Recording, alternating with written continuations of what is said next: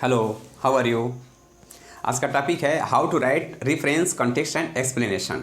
बहुत interesting topic है। तो आज हम लोग देखते हैं रेफरेंस कैसे लिखा जाता है, कॉन्टेक्स्ट एक्सप्लेनेशन कैसे लिखते हैं, ये होता क्या है। ओके, इसमें क्या होगा कि आपको एक पैराग्राफ दे दिया जाएगा और उस पर आपको रेफरेंस, उसका कॉन्टेक्स्ट और एक्सप्लेनेशन लिखना होगा। ओके, और पैराग्राफ चलिए एक एग्जाम्पल के रूप में मैं आपको देता हूँ। यह 12वीं क्लास का पहला चैप्टर है अ गर्ल विद अ बास्केट। इसका पहला ही पैराग्राफ मैं आपको पढ़ के सुना दे रहा हूँ और उसका रेफरेंस बता रहा हूँ कैसे लिखा जाएगा। ओके, ध्यान से देख लीजिए, आप अपनी बुक में भी खोल करके देख लीजिएगा। I had left New Delhi for the Himalayas. Okay, मैं न्यू दिल्ली से चला हिमालय के लिए। I was going as far as Bareilly by train and then by car to Ranikhet. Clear. अब रानीखेत के बारे में जरा बता रहा है आगे। An old British army hill station. Ranikhet क्या है? An old British army hill station located on 6000 feet ridge opposite 120 miles stretch of snow-capped Himalayas. Okay, the train was slow and it stopped all the way stations. At every stop, I swung open the door of my compartment and walked the platform. Okay, यानी writer जो है दिल्ली से रानीखेत के लिए चला। रानीखेत एक old British army hill station है और ट्रेन बड़ी स्लो चल रही थी। जहाँ भी ट्रेन रुकती थी लेखक कंपार्टमेंट से बाहर आ जाता था थोड़ा सा टहलने के लिए। यह है आपका पैराग्राफ और इस पर आपको रेफरेंस लिखना है, कॉन्टेक्स्ट लिखना है और एक्सप्लेनेशन लिखना है। आइए देखते हैं कैसे लिखा जाएगा। सबसे पहले जब आप क्वेश्चन को शुरू करेंगे या फिर क्वेश्चन नंबर डालेंगे, आंसर लिखेंगे, तो पहली हेडिंग आप लिखेंगे एक्सट्रैक्ट। Okay, extract. एक्सट्रैक्ट में क्या करेंगे, ये ब्लैक पेन से लिखेंगे आप। यहाँ पे दिया गया पैराग्राफ का पहला शुरू का 2 शब्द, शुरू के 2 वर्ड लिखेंगे, फिर यहाँ पे डॉट डॉट डॉट करेंगे और लास्ट में क्या करेंगे, यहाँ पे लास्ट के 2 वर्ड, उस पैराग्राफ के लास्ट के 2 वर्ड यहाँ पे लिखेंगे। ओके, फुल स्टॉप हो जाएगा। अब यहाँ से आप अपना शुरू करेंगे रेफरेंस लिखना। लिखेंगे रेफरेंस, रेफरेंस, और ये फिक्स लाइनें हैं, इसको ध्यान से देख लीजिए। आप बुक की या गाइड की कॉपी मत करिएगा, जैसे मैं यहाँ पे बता रहा हूँ वैसे लिखिएगा एग्जामिनेशन में, बहुत सुंदर आपका आंसर होगा। लिखेंगे आप प्रेजेंटेड,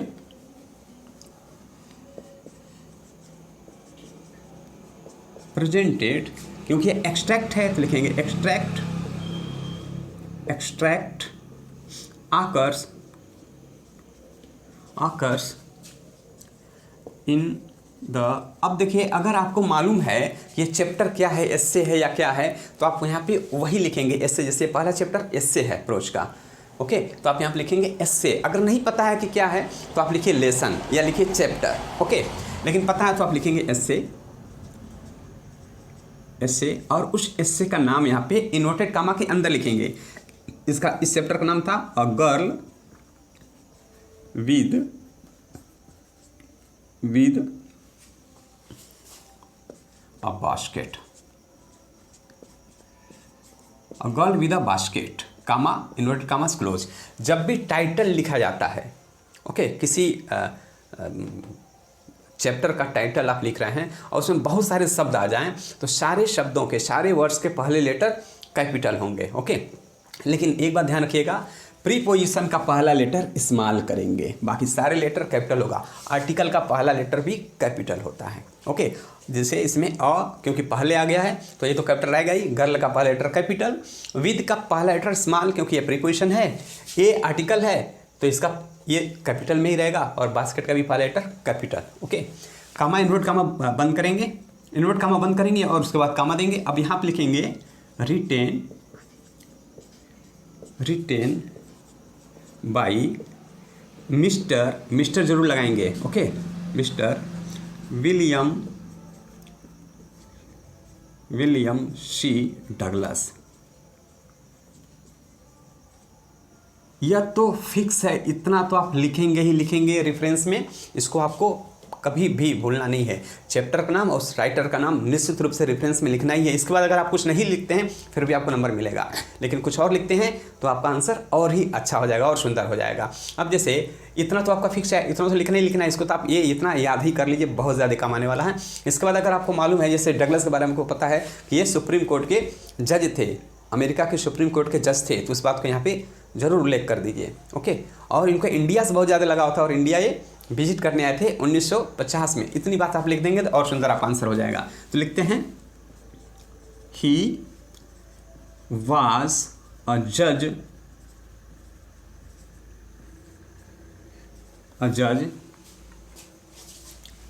ऑफ सुप्रीम कोर्ट। ये सुप्रीम कोर्ट के जज थे, supreme court of USA, India के सुप्रीम कोर्ट के नहीं, अमेरिका के सुप्रीम कोर्ट के जज थे। ओके, और ये इंडिया से बहुत प्रेम करते थे। He loved India so he visited here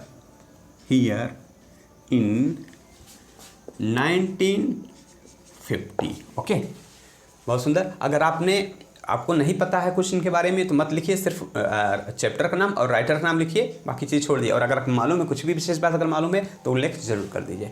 okay, ये तो फिक्स लाइन हो गई रेफरेंस की। अगर कंटेक्स्ट आप लिखें, कंटेक्स्ट, तो इसमें क्या होता है, देखिए इसमें इसका मतलब होता है प्रसंग। प्रसंग का मतलब होता है किस संदर्भ में वो बात कही गई है, जो पैराग्राफ है उसका थीम क्या है, उस पैराग्राफ में क्या बात कही गई, बस इतना आपको बताना है क्या बात कही गई है। तो इस पैराग्राफ में बात क्या किया गया है, अपनी यात्रा शुरू कैसे करते हैं यह इन्होंने बताया है। ओके, और इनकी ट्रेन स्लो चल रही थी यह इन्होंने बताया है। तो ज़्यादा कहने की जरूरत नहीं, बस एक लाइन ही काफ़ी होगा। आप लिखेंगे हियर ही describes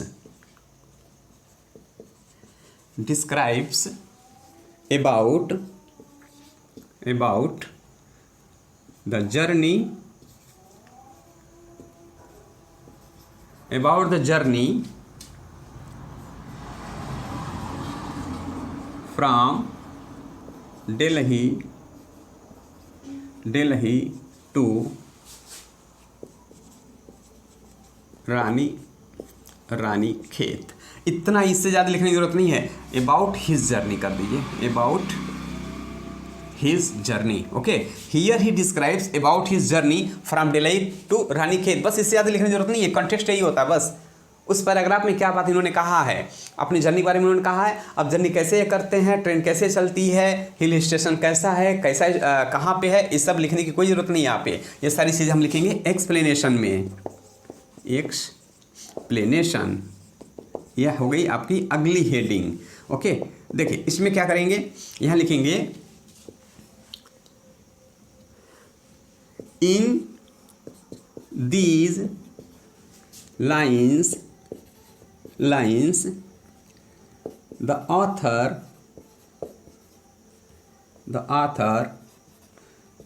सेज लिखिए, एक जगह डिस्क्राइब हो गया तो सेज about his journey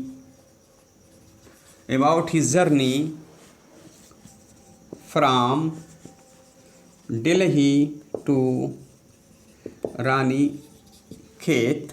अब रानी खेत के बारे में थोड़ा सा डिस्क्राइब करिए। Which is an old British army hill station. Okay, located comma करके, लोकेटेड कहाँ पे लोकेटेड है, located 6000 feet above the sea level। Okay, clear, ये बात कही गई है। और क्या होता है, इनकी ट्रेन स्लो चल रही थी तो लिखेंगे his train was running slowly. Okay, and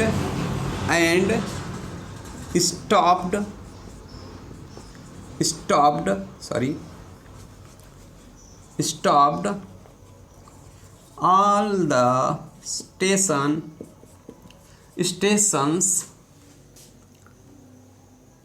बस इतना लिखिए। Okay, when the train stopped he क्या करते थे, came out, बाहर आ जाते थे।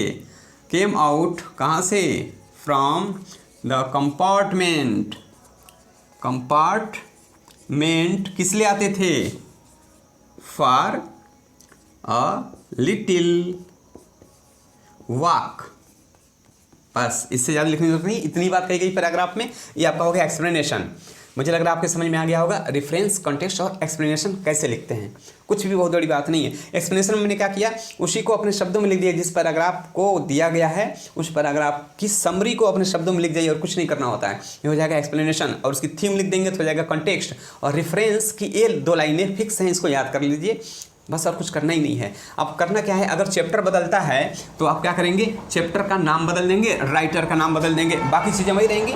राइटर के विषय में अगर कुछ दिया गया है तो जो राइटर आप लिखेंगे उस राइटर के संदर्भ में अगर आपको कुछ मालूम है तो लिख दीजिए, नहीं तो छोड़ दीजिए, बस इतना ही होगा। ओके, और कुछ नहीं होगा। हाँ, एक बात और, लास्ट में एक और हेडिंग आप लिख सकते हैं, वो बात की बात है, लिख सकते हैं, और जो होगा कमेंट। और इसमें कमेंट में लिखा जाता है दिए गए पैराग्राफ में अगर कोई विशेष बात आ गई हो, कोई फिगर ऑफ स्पीच का उल्लेख आ गया हो, या कोई इडियम दे दिया हो, कोई फ्रेज आ गया हो, कोई प्रोवर्ब दिया गया हो, तो उसको निश्चित रूप से नीचे कमेंट हेडिंग डालेंगे आप, COMMENT, और उसमें बताएंगे इस लाइन में यहाँ पे एक फिगर ऑफ स्पीच यूज़ किया गया है। कौन सी फिगर ऑफ स्पीच है इसको आप बता देंगे। ओके, नहीं तो अगर कोई इडियम दिया है तो आप बता देंगे यह इडियम यूज़ किया गया है जिसका मीनिंग यह होता है। ओके, कन्फर्म हो गया, ये क्वेश्चन आपका फिक्स है। अब क्या करते हैं, थोड़ा सा देख लेते हैं। अगर ये एक्सट्रैक्ट ना हो करके, यानी प्रोज का पैराग्राफ ना हो करके पोएट्री का पैराग्राफ हो, तो हम क्या करेंगे, यही हम देख लेते हैं। कुछ भी ज़्यादा चेंज नहीं करना होता है।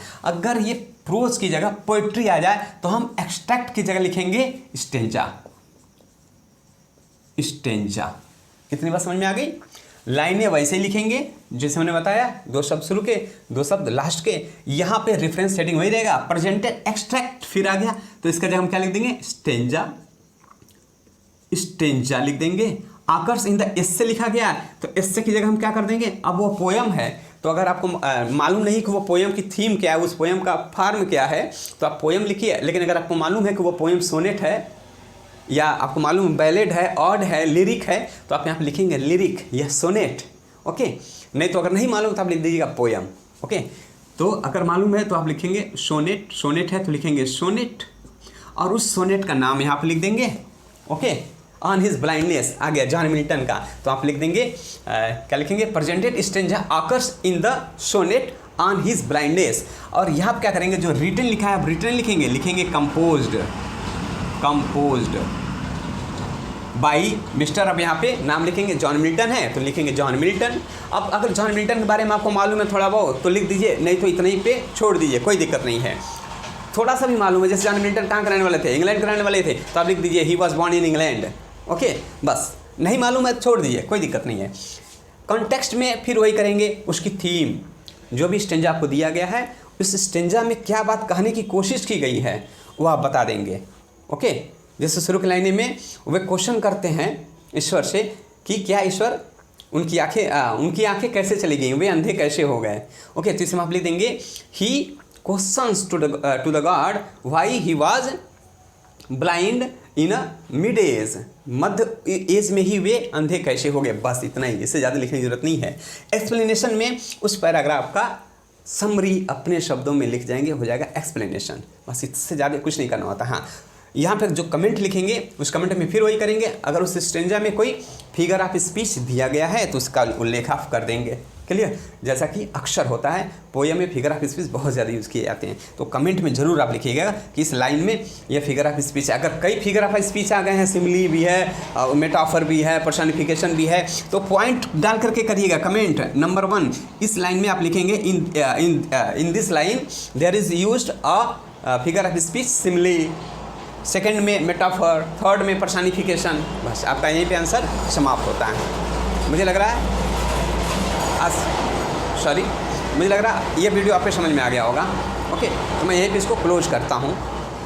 आप कमेंट बॉक्स में मुझे ज़रूर लिख करके बताएं कि 1 मिनट, मुझे ज़रूर लिख करके बताएं कि आपको यह तरीका, यह फॉर्मेट रेफरेंस, कॉन्टेक्स्ट और एक्सप्लेनेशन लिखने का कैसा लगा।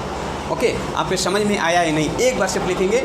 इससे मुझे क्या होगा, मनोबल मेरा थोड़ा सा ऊंचा हो जाएगा, मुझे खुशी मिलेगी और मैं प्रेरित हो जाऊंगा इस तरह के और वीडियो बनाने के लिए।